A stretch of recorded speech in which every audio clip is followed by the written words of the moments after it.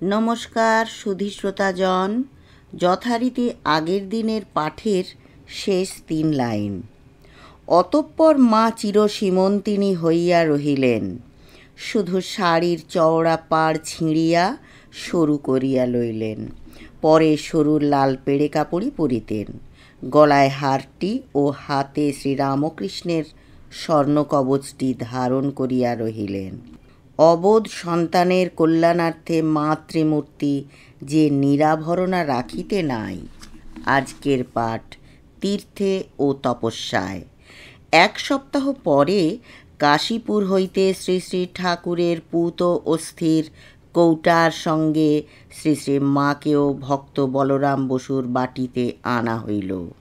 জন্মাষ্টমীর দিন ওই অস্থির কিয়দংশ ভক্ত রামবাবুর কাঁকুড়গাছি যোগোদ্যানে সমাধিস্থ করা হয়। এই ব্যাপার লইয়া গৃহস্থ ও ত্যাগী ভক্তদের মধ্যে মতবিরোধের কথা শুনিয়া শ্রী শ্রীমা বলিয়াছিলেন, এমন সোনার মানুষই চলে গেলেন, দেখেছ গোলাপ, এখন ছাই নিয়ে ঝগড়া। শ্রী শ্রী ঠাকুরের অদর্শনে তাহার সাক্ষাৎ সেবাধিকার হইতে বঞ্চিত হইয়া শ্রী শ্রীমার জীবন এ সময় দুর্বহ হইয়াছিল। মাঝে মাঝে তাহার মনে হইত, কি হবে এ কষ্ট সহ্য করে, চলে যাই তাঁর কাছে। একদিন ঠাকুর দেখা দিয়া বলিলেন, না, তুমি থাকো, অনেক কাজ বাকি আছে। 15ই ভাদ্র মাকে লইয়া ভক্তেরা বৃন্দাবনের উদ্দেশ্যে যাত্রা করিলেন, সেখানে যদি তাহার বিয়োগ বেদনার উপশম হয়। সঙ্গে যোগীন্দ্র, গোলাপ মা ও লক্ষ্মী দিদি চলিলেন। পথে দেওঘর, কাশী ও অযোধ্যায় দর্শনাদি করিয়া তাহারা বৃন্দাবনে পৌঁছাইলেন। ব্রজধামে আসিয়া মায়ের মনে শ্রী রাধিকার মহাবিরহের ভাব জাগিয়া উঠিল। অজস্র ধারায় মা কাঁদিতে লাগিলেন।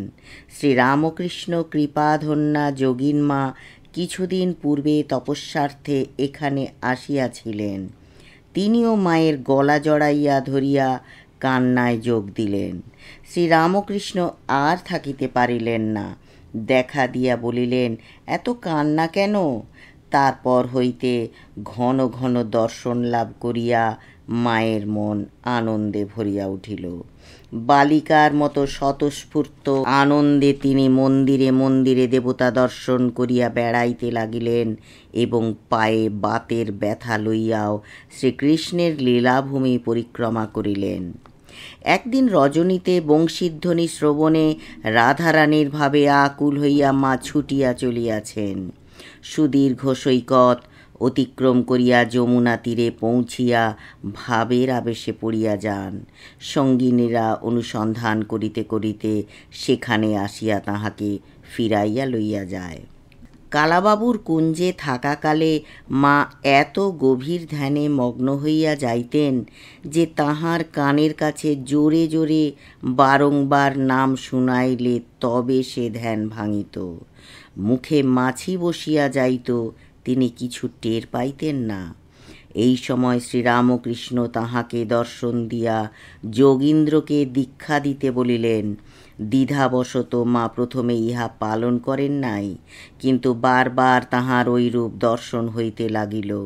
শেষে যখন জানিলেন যে যোগীন্দ্রের পূর্বে দীক্ষা হয় নাই, উপরন্তু ঠাকুর তাহাকেও দর্শন দিয়া মায়ের কাছে দীক্ষা লইতে বলিয়াছেন, তখন আর তাহার দ্বিধা রহিল না।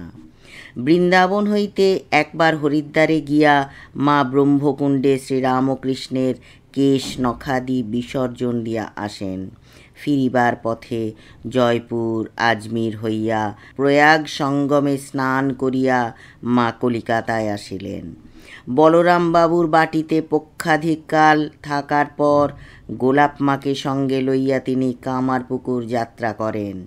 মাসখানেক পরে গোলাপ মা চলিয়া আসিলে শ্বশুরের শূন্য ভিটায় মায়ের জীবনের এক নূতন অধ্যায় শুরু হইল। শ্রীরামকৃষ্ণ একসময় তাহাকে বলিয়াছিলেন, কামারপুকুরের ভিটাটি একেবারে ছেড়ো না, সেইখানে থাকবে, শাক বুনবে, শাক ভাত খাবে আর ভগবানের নাম করবে। সত্যই এ সময় তাহাকে ওইভাবেই জীবনযাপন করিতে হইয়াছিল। কতদিন লবণের অভাবে শুধু ভাতই খাইয়াছেন। এত কষ্টের মধ্যেও তিনি কাহাকেও নিজের অবস্থার কথা জানান নাই। একান্তভাবে ঈশ্বরের উপর নির্ভর করিয়া তিনি এই সময় নিঃসঙ্গ জীবনযাপন করিয়াছিলেন। শ্রীরামকৃষ্ণের পুণ্যস্মৃতি তখন তাহার একমাত্র অবলম্বন ছিল। পল্লীবাসীদের সমালোচনায় এই সময় মা আবার অলঙ্কারাদি খুলিতে গিয়াছিলেন। শ্রীরামকৃষ্ণ অমনি দেখা দিয়া বলিলেন, খুলো না, বৈষ্ণবতন্ত্র জানো? শ্রী শ্রীমা না বলায় তিনি বলিলেন, আজ গৌরদাসী আসবে, তার কাছে শুনে নিও। সত্যই সেদিন সন্ন্যাসিনী গৌরীমাতা আসিলেন। মা তাহাকে সব কথা বলিলে আনন্দে বিস্ময়ে তিনি বৈষ্ণবতন্ত্রের কথা প্রসঙ্গে চিন্ময় স্বামীর গল্পটি বলিলেন। 100টি সাধ্বী স্বামীর জীবৎকালে কাঁচের চুড়ি পরিতেন। পতির দেহত্যাগ হইলে সৎকারাদির পর তিনি কাঁচের চুড়ি ভাঙিয়া ফেলিয়া সোনার বালা পরিলেন। সকলে জিজ্ঞাসা করায় বলিলেন, আমার স্বামীর দেহ এতদিন এই কাঁচের মতো ক্ষণভঙ্গুর ছিল, সেই অনিত্য ভঙ্গুর দেহ চলে গিয়েছে, এখন তিনি নিত্য অখণ্ড স্বরূপ, তাই আমি কাঁচের চুড়ি ছেড়ে সোনার গহনা পরেছি। এই সব শুনিয়া ও গৌরীমাকে কাছে পাইয়া মায়ের মনে সাহস ও বিশ্বাস বাড়িয়া গেল।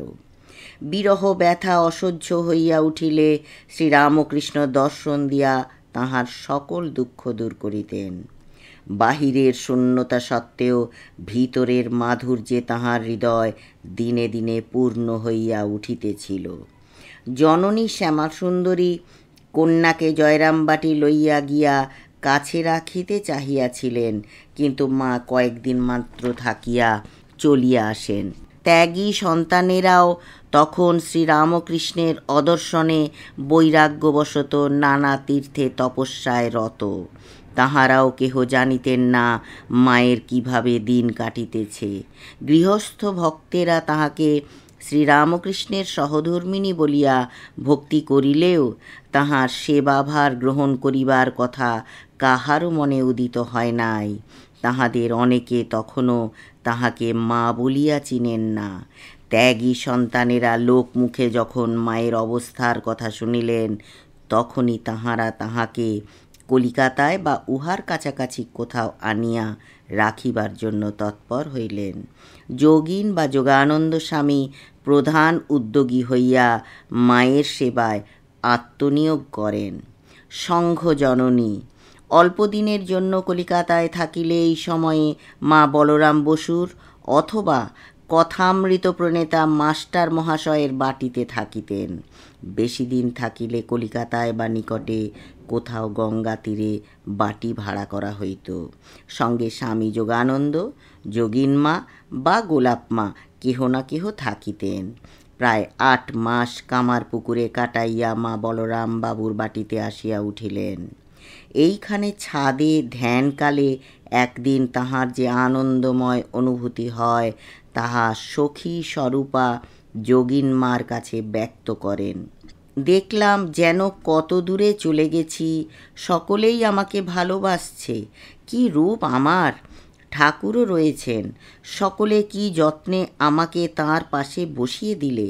কি আনন্দ হচ্ছিল সে আর ভাষায় বলতে পারি না। যখন মন নেমে এলো, দেখলাম শরীরটা পড়ে রয়েছে। ভাবছি কি করে ওটার ভেতর ঢুকবো। খানিক পরে শরীরে চেতনা ফিরে এলো। শ্রীরামকৃষ্ণের আজ্ঞানুযায়ী শ্রী শ্রীমা এই সময় গয়াধামে শ্বশ্রু ঠাকুরানী চন্দ্রমণি দেবীর পিণ্ডদান করিতে যান। গয়ায় অনতি দূরবর্তী বোধগয়ায় একটি সুন্দর মঠ ও সেখানকার ভালো অবস্থা দেখিয়া তিনি ঠাকুরের কাছে কাঁদিয়া কাঁদিয়া বলেন, আমার ছেলেদের জন্যে অমনি একটি স্থান করে দাও, তাহলে অন্নাভাবে আশ্রয়াভাবে তাদের কষ্ট পেতে হবে না। গয়া হইতে ফিরিয়া মা কলিকাতার অপর পার বেলুড়ে গঙ্গার ধারে নীলাম্বর বাবুর বাটিতে প্রায় 6 মাস কঠোর তপস্যায় কাটান। এইখানে একদিন 2 জন সঙ্গিনী সহ তিনি ধ্যানে বসিয়াছেন। ধ্যান ভঙ্গ হইলে সঙ্গিনীরা দেখেন মা গভীর ধ্যানে নিমগ্না, পাষাণ প্রতিমার মতো নিশ্চল। বহুক্ষণ পরে ধ্যান শেষে মা বলিতেছেন, ও যোগিন, আমার হাত কই, আমার পা কই? সম্পূর্ণ দেহ জ্ঞান রহিত এই উচ্চতম সমাধির পরেও দিন কতক নানা বর্ণের জ্যোতির মধ্যে তাহার চিত্ত লীন হইয়া যাইত এবং মনও সর্বদা অন্তর্মুখ থাকিত। কিছুদিন পরে মা গোলাপ মা, যোগিন মা, লক্ষ্মী দিদি ও কয়েকজন অন্তরঙ্গ ত্যাগী ভক্তসহ পুরীধামে যান। পুরী মন্দিরের পাণ্ডা গোবিন্দ সিঙ্গারি মায়ের কথা পূর্বেই শুনিয়াছিলেন। তিনি মাকে পালকিতে করিয়া মন্দিরে লইয়া যাইতে চাহিলে মা বলিলেন, না বাবা, আমি দিনহীন কাঙালিনীর মতো তাকে দর্শন করতে যাব। শ্রীরামকৃষ্ণ কখনো জগন্নাথ দর্শনে আসেন নাই, এই কথা স্মরণ করিয়া মা তাহার ফটো আঁচল ঢাকা দিয়া মন্দিরে লইয়া যান এবং পরম প্রীতিভরে তাহাকে জগন্নাথ দর্শন করান। মা বলিতেন, ছায়া কায়া সমান। সকালে ও সন্ধ্যায় প্রভুকে দর্শন করিয়া লক্ষ্মীর মন্দিরে মা অনেকক্ষণ ধ্যানমগ্না থাকিতেন। এইভাবে পুরীতে 4 মাস কাটাইয়া কলিকাতা ফিরিয়া মা আঁটপুর তারকেশ্বর হইয়া কামারপুকুরে যান। প্রায় 1 বৎসর পরে কলিকাতায় আসিয়া তিনি মাস্টার মহাশয়ের ভবনে উঠেন। তখন ভক্ত বলরাম বসুর খুব অসুখ চলিতেছে। শেষ সময়ে নিকটে থাকিবার জন্য মা তাহার ভবনে আসিলেন। কয়েকদিন পরেই শ্রী শ্রী মায়ের চরণপদ্ম দেখিতে দেখিতে বলরাম পুণ্যলোকে চলিয়া গেলেন। শোক ও সন্তপ্ত পরিবারের সঙ্গে কিছুকাল কাটাইয়া মা আবার বেলুড়ের নিকট ঘুষুড়িতে তপস্যায় মগ্ন হন। এই স্থান হইতেই নরেন্দ্রনাথ তাহার আশীর্বাদ লইয়া পরিব্রাজক বেশে বাহির হইয়া যান। শ্রীরামকৃষ্ণের বার্তা বহন করিয়া আমেরিকা যাইবার প্রাক্কালেও স্বামীজি মাদ্রাজ হইতে মায়ের আশীর্বাদ প্রার্থনা করিয়া পত্র দেন। বেলুড়ে নীলাম্বর বাবুর বাড়িতে থাকাকালেই একদিন মায়ের দর্শন হয়। শ্রীরামকৃষ্ণ ঘাটের সিঁড়ি দিয়া নামিতে নামিতে গঙ্গায় মিশিয়া গেলেন, আর নরেন্দ্র সেই জল জয় রামকৃষ্ণ বলিয়া চারিদিকে ছিটাইয়া দিতেছেন। অমনি অগণিত নরনারী জ্ঞান ভক্তি মুক্তি লাভ করিয়া ধন্য হইয়া যাইতেছে। মা নরেন্দ্রের জীবনের মহৎ ব্রত বুঝিলেন, আর দেখিলেন ঠাকুর তাহার হাত ধরিয়া রহিয়াছেন। স্নেহশীলা জননী প্রিয়তম পুত্রকে বিপদ সংকুল বিদেশ যাত্রায় অনুমতি দিলেন ও অজস্র আশীর্বাদ সহ তাহার বিজয় কামনা করিলেন। স্বামীজিও পরবর্তীকালে বলিয়াছেন, মায়ের আশীর্বাদেই 1 লাফে হনুমানের মতো সাগর ডিঙিয়েছি। মায়ের কৃপা আমার উপর বাপের কৃপার চেয়ে 1,00,000 গুণের অধিক। শ্রীরামকৃষ্ণ শক্তিস্বরূপা সংঘজননী সকলের অলক্ষ্যে সর্বদা সন্তানদের কল্যাণ ধ্যানে নিমগ্ন থাকিতেন। এক তপস্যা ও দর্শনাদির পরও মায়ের বিরহ বেদনা দূর হইল না। মাঝে মাঝে যেন কিসের অভাবে মনটা হু হু করিয়া উঠিত। এই সময় মা একটি সৌম্য সন্ন্যাসী মূর্তিকে তাহার কাছে কাছে ছায়ার মতো ঘুরিতে দেখিতেন। একদিন সন্ন্যাসী বলেন, পঞ্চতপা করো, শান্তি পাইবে। বৈশাখের প্রখর সূর্য মাথার উপর রাখিয়া ও চারিদিকে 4টি অগ্নিকুণ্ড জ্বালাইয়া যোগিনমার সঙ্গে মা উদয়াস্ত জপ করিতে থাকেন। 5 দিন এইরূপ করার পর মহাব্রত পূর্ণ হইলে মায়ের হৃদয় শান্তিতে ভরিয়া উঠিল। শরীরের রং কিন্তু তামার মতো হইয়া যায়। পঞ্চতপা কেন করিয়াছিলেন? কেহ এই প্রশ্ন করিলে মা বলিতেন, পার্বতীও পঞ্চতপা করেছিলেন শিবের জন্য। বলরাম বসুজায়া কৃষ্ণ ভাবিনী রোগে শোকে জর্জরিত হইয়া স্থান পরিবর্তনের জন্য বিহারের কৈলোয়ারে যান। মাও এই দুঃসময়ে তাহার সঙ্গে 2 মাস থাকিয়া তাহার মনে শান্তি দেন। কৃষ্ণ ভাবিনী বাবুরামের ভগিনী, তাহাদের মাতা হুগলি জেলার অন্তঃপাতে স্বগ্রাম আটপুরে দুর্গোৎসবে নিমন্ত্রণ করায় গোলাপমা ও যোগিনমাকে লইয়া মা তথায় গমন করেন। পূজার পর জননী ও ভ্রাতাদের লইয়া মা কাশী হইয়া আবার বৃন্দাবনে যান এবং 3 মাস খুব আনন্দে কাটান। ফিরিবার কালে একটি বাল গোপাল মূর্তি কিনিয়া আনেন। কয়েকদিন পরে মা স্বপ্নে দেখেন গোপাল বলিতেছে, তুমি আমায় এনে ফেলে রেখেছ, খেতে দাওনি, পুজো করনি। তুমি পুজো না করলে আমাকে কেউ পুজো করবে না। পরদিন মা সযত্নে গোপালকে পূজা করিয়া ও খাওয়াইয়া ঠাকুরের পাশে রাখিয়া দিলেন। শ্রীরামকৃষ্ণ অপ্রকট হইবার পর 12 বছর কাটিয়া গিয়াছে। বরাহনগর হইতে মঠ এখন আলমবাজারে স্থানান্তরিত। নরেন্দ্র বা স্বামী বিবেকানন্দ প্রাচ্য ও প্রতীচ্যে শ্রীরামকৃষ্ণের মহাবাণী ঘোষণান্তে দেশে ফিরিয়া বেলুড়ে শ্রীরামকৃষ্ণ মঠের পত্তন করিলেন। শ্যামা পূজার দিন মাকে মঠে আনিয়া স্বামীজি ও তাহার গুরু ভ্রাতৃগণ মঠের নূতন জমির চারিদিকে মাকে লইয়া ঘুরিয়া তাহার পাদস্পর্শে উহা পবিত্র করিয়া লইলেন। সংঘের ও মঠের কল্যাণার্থে ওই দিন সংঘ জননী নিজে শ্রী শ্রী ঠাকুরের পূজা করেন। ওই দিন অপরাহ্নে মাকে লইয়া গিয়া সিস্টার নিবেদিতা বাগবাজারের বসুপাড়ায় তাহার বালিকা বিদ্যালয় স্থাপন করেন। এই সময় মা উত্তর কলকাতায় বসুপাড়াতেই একটি ভাড়াটিয়া বাটিতে থাকিতেন। স্বামী যোগানন্দ সঙ্গে থাকিয়া তাহার সেবা শুশ্রূষা করিতেন। মায়ের তৃপ্তি সাধন করাই ছিল তাহার সাধন ভজন। সর্বত্র যাতায়াতের পথে মায়ের সঙ্গে সঙ্গে থাকিতেন। কিছু পয়সা পাইলে সঞ্চয় করিয়া রাখিতেন, বলিতেন মায়ের তীর্থ দর্শনে লাগবে। কাশীধামে একবার কিছুদিনের জন্য কৃচ্ছ সাধন করিয়া তাহার শরীর ভাঙিয়া যায়। কলিকাতায় ফিরিবার পর বসুপাড়ার বাড়িতে যখন তাহার অসুখ বাড়িত, মা বসিয়া কাঁদিতেন, বলিতেন, যোগিনের মতো আমায় কেউ ভালোবাসে না। সেই যোগিন মায়ের চরণে দৃষ্টি নিবদ্ধ রাখিয়া সাধনোচিত ধামে চলিয়া গেলেন।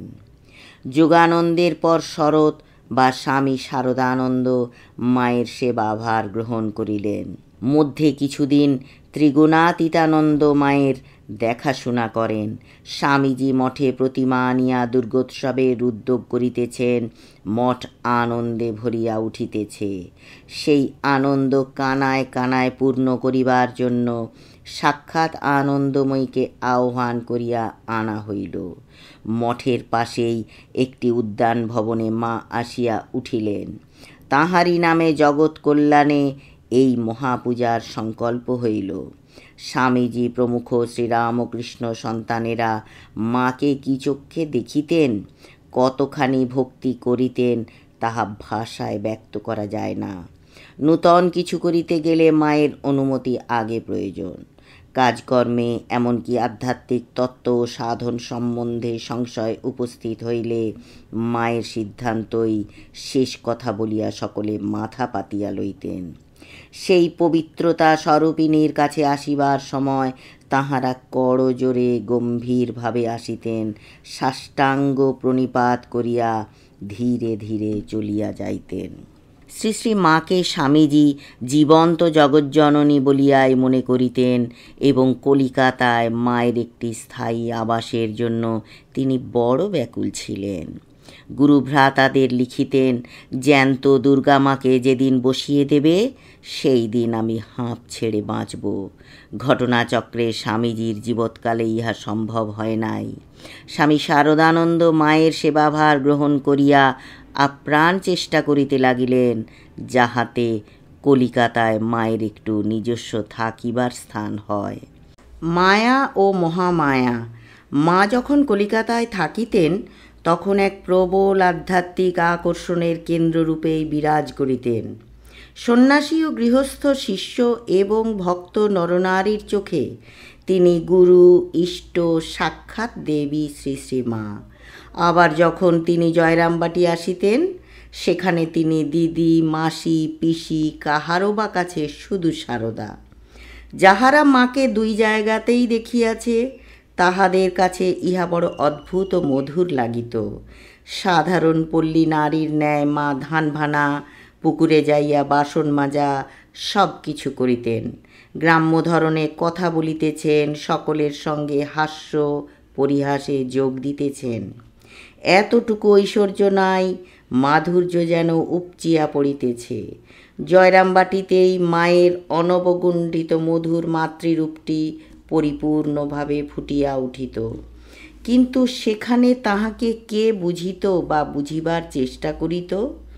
মায়ের যে ভাইগুলি যৌবন অতিক্রম করিয়াছিল, তাহারা লেখাপড়া শিখিতে পায় নাই।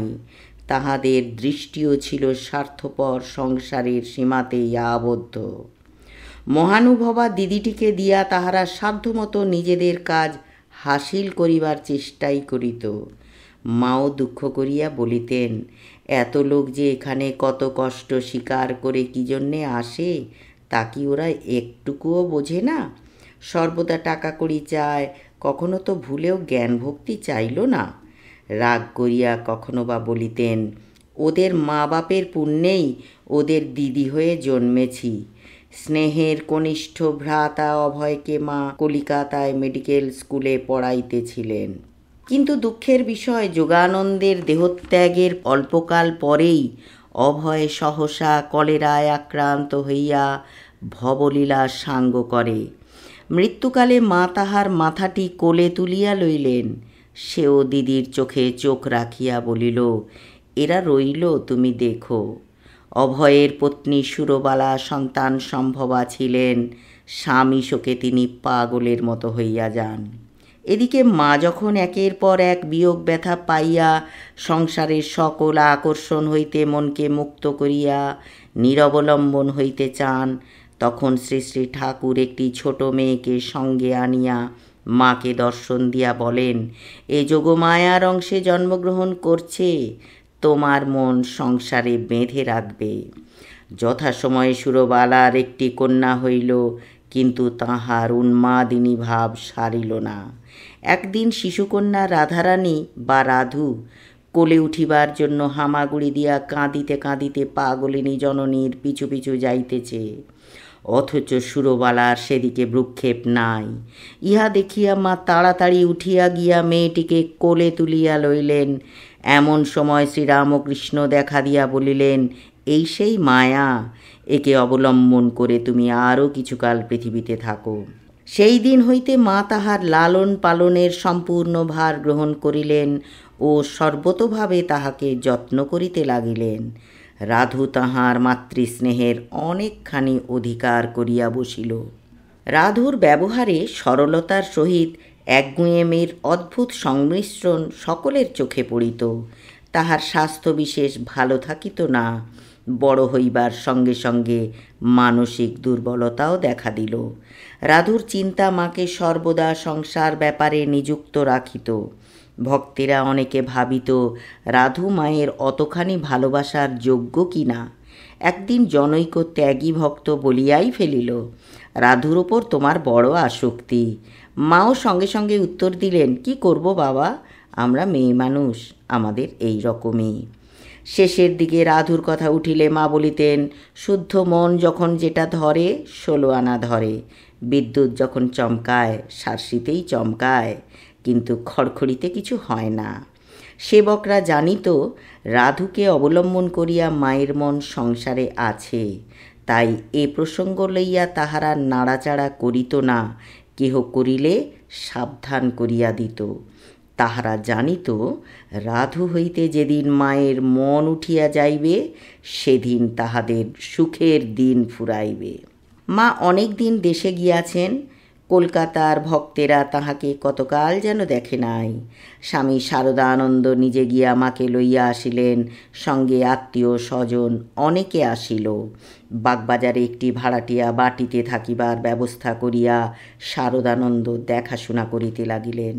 মার্কিন মহিলা শ্রীমতী অলি বুল এই সময় মায়ের খরচ যোগাইতেন। তাঁহারই চেষ্টায় মায়ের কয়েকখানি বিভিন্ন ভাবের সুন্দর সুন্দর ছবি তোলা হয়। প্রায় 1 বছর এইভাবে কাটাইয়া মা সকলকে লইয়া পুরী যান। কথামৃত প্রণেতা মাস্টার মহাশয়, প্রেমানন্দ, লক্ষ্মী দিদি এবং গোলাপ মাও সঙ্গে গেলেন। মা দেশ হইতে জননী ও ভাতৃজায়াদের পুরীতে আনিলেন। সেখানে একদিন মন্দির প্রাঙ্গণে সকলকে তাহার মুখে প্রসাদ দিতে বলিলেন, নিজেও সকলের মুখে প্রসাদ দিলেন।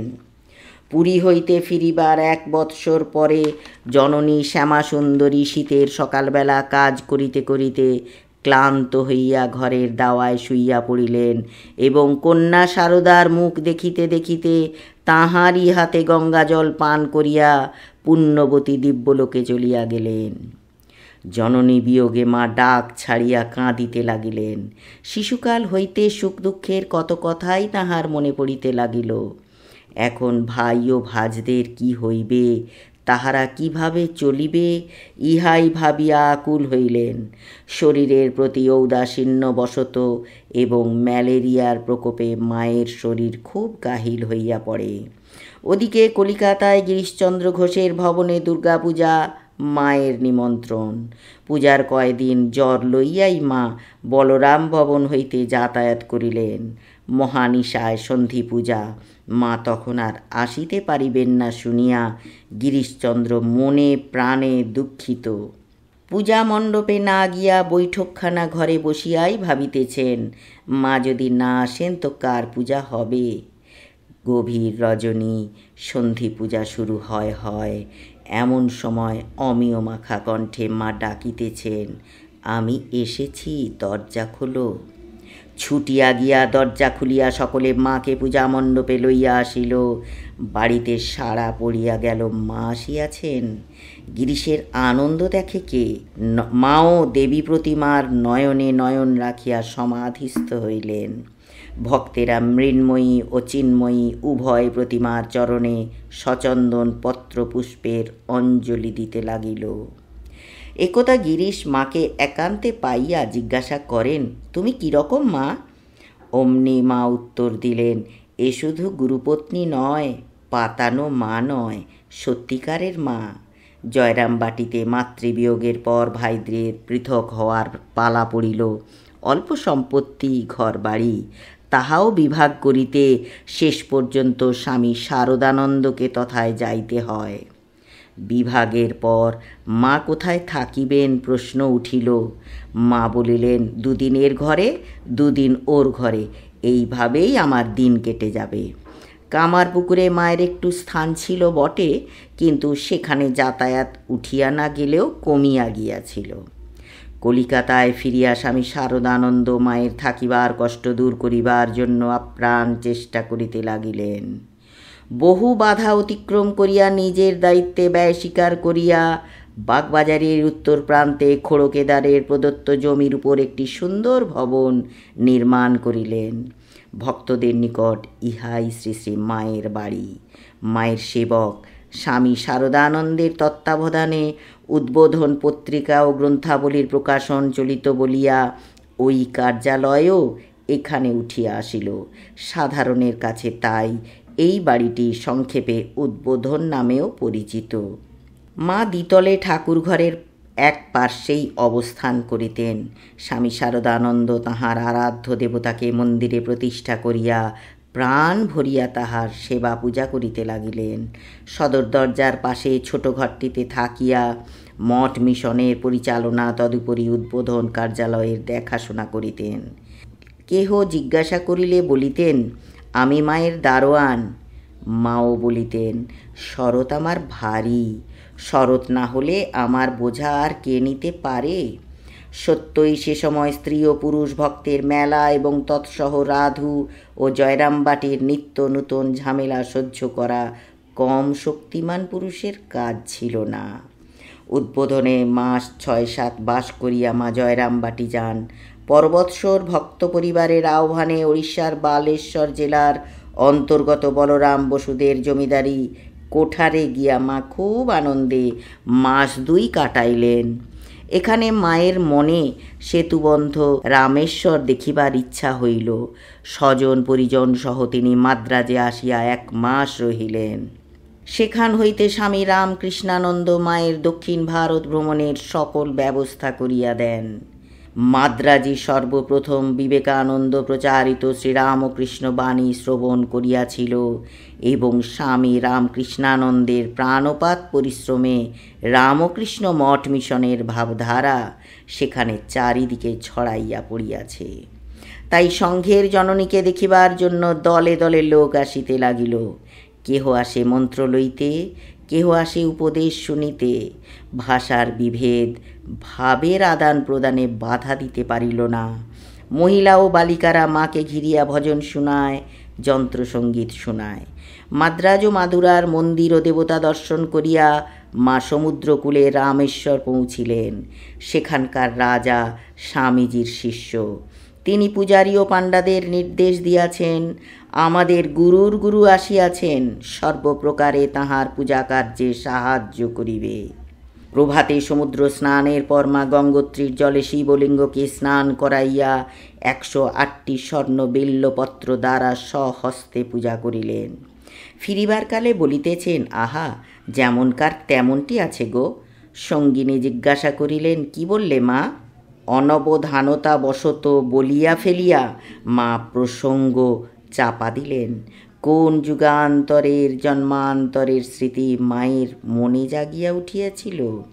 রামেশ্বর হইতে মাদ্রাজে ফিরিয়া মা দেখিলেন তাহাকে বাঙ্গালোরে লইয়া যাইবার জন্য ভক্তগণ প্রতীক্ষা করিতেছে।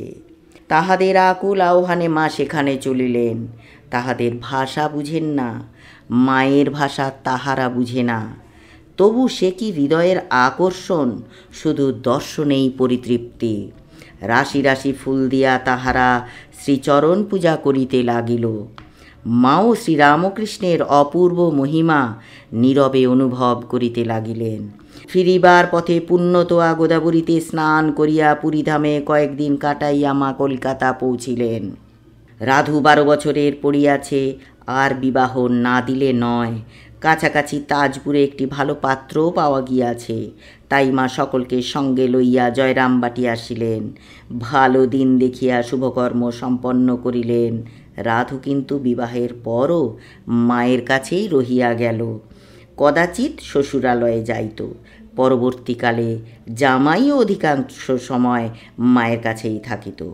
জয়রামবাটি হইতে মায়ের বিষ্ণুপুর স্টেশনে যাতায়াতের সুবিধার জন্য কোয়ালপাড়ায় একটি আশ্রম হয়। একবার সেখানে উঠিয়া মা ঠাকুরের ছবির পাশে নিজের ছবিও বসান এবং পূজা করেন। মায়ার জগতে মহামায়ার লীলা দেখিয়া সেবক ও ভক্তেরা একাধারে আনন্দিত ও বিস্মিত হইল। যদি আমার এই ক্ষুদ্র প্রয়াস আপনাদের মনে সাড়া দেয়, তাহলে অবশ্যই প্রথমে নিজে লাইক করবেন, শেয়ার করবেন পরিজনদের মধ্যে, আর সাবস্ক্রাইব করে বেল নোটিফিকেশান অন করে অল অপশানটা সিলেক্ট করবেন, যাতে একটা লাইনও শুনতে মিস না করেন। ধন্যবাদ।